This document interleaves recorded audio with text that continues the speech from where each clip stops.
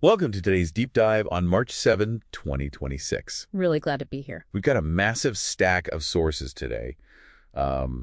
Technical reports, financial data, and some hefty regulatory frameworks. It is a lot to get through.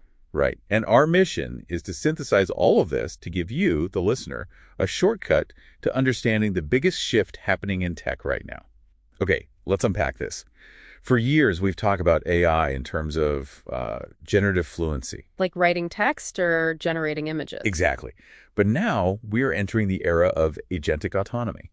AI isn't just generating text anymore. It is taking actual real-world action. And what's fascinating here is why this shift is happening right now. Yeah. It comes down to the underlying architecture. Specifically, the evolution of deep reasoning through these massive 1 million token context windows. Right, which sounds incredibly technical, but if we break that down, a context window is basically the AI short-term memory, right? Yeah, exactly. A 1 million token window means the AI can process the equivalent of dozens of thick books or, sprawling software code bases all at once. Or massive legal document sets. Right. In a single session, it's no longer just reacting to a single prompt you type in. It is actually building multi-step plans and maintaining a coherent train of thought over complex, days-long tasks. I was looking at the stats for OpenAI's new GPT 5.4 model, and here's where it gets really interesting. The thing that actually caught me off guard was its native computer use. Oh, yeah. It can physically control your desktop interface. It hit a 75% success rate on the ALICE World Verified benchmark. To put that in human terms, that basically means if you tell it to open an Excel file, find a specific revenue number, and email it to your boss. It can do that successfully 3 out of 4 times. Without you ever touching the mouse. It even has an 83% win rate against human professionals on the GDP-Val benchmark, meaning it's literally outperforming us at standard office workflows. And if we connect this to the bigger picture, this kind of autonomy isn't confined to desktop software either.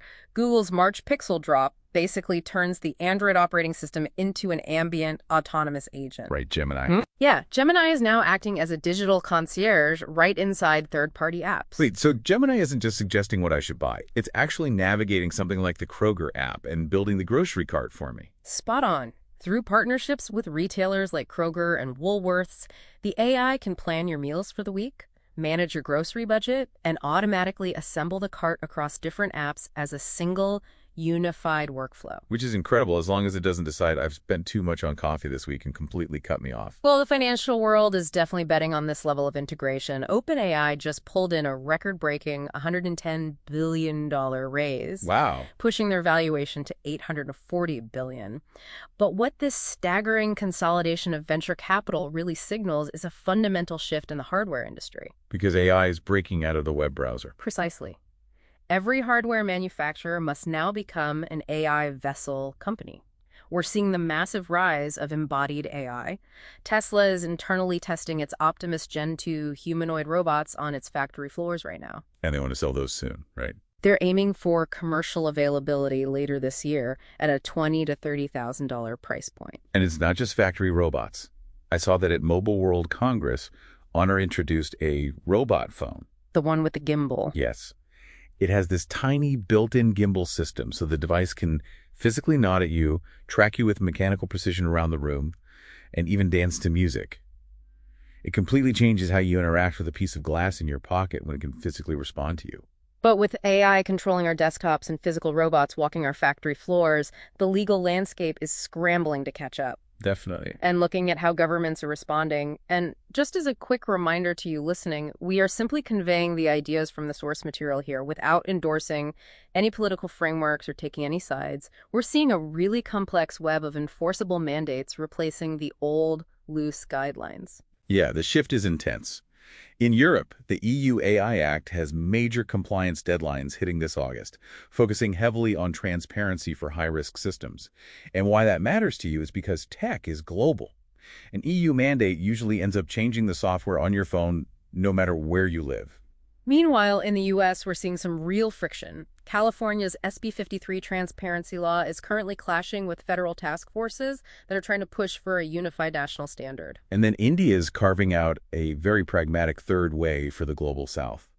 They've implemented strict new IT rules, including a mandatory 3-hour takedown window for deepfakes. Which is a huge regulatory flex. So what does this all mean? How does this actually impact the person listening right now? It means we're facing a looming AI divide. Agentic AI is no longer a really smart calculator. It is quickly becoming an autonomous coworker that manages complex daily workflows.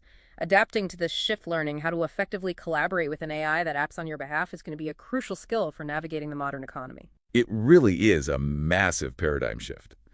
But before we go, we want to leave you with one chilling concept pulled straight from the research papers. Scientists are currently investigating something called chain of thought controllability. This raises an important question. If these deep reasoning models can actively monitor and adjust their own step-by-step plans, could they learn to deliberately obscure their inner thoughts? Just hide what they're actually thinking. Basically, yeah. As they gain more autonomy, could an AI intentionally hide its true reasoning just to evade the human safety monitors we've put in place? Definitely something to mull over as you watch your phone autonomously order your groceries this week. Thank you so much for joining us and taking this deep dive. Stay curious, and we'll see you next time.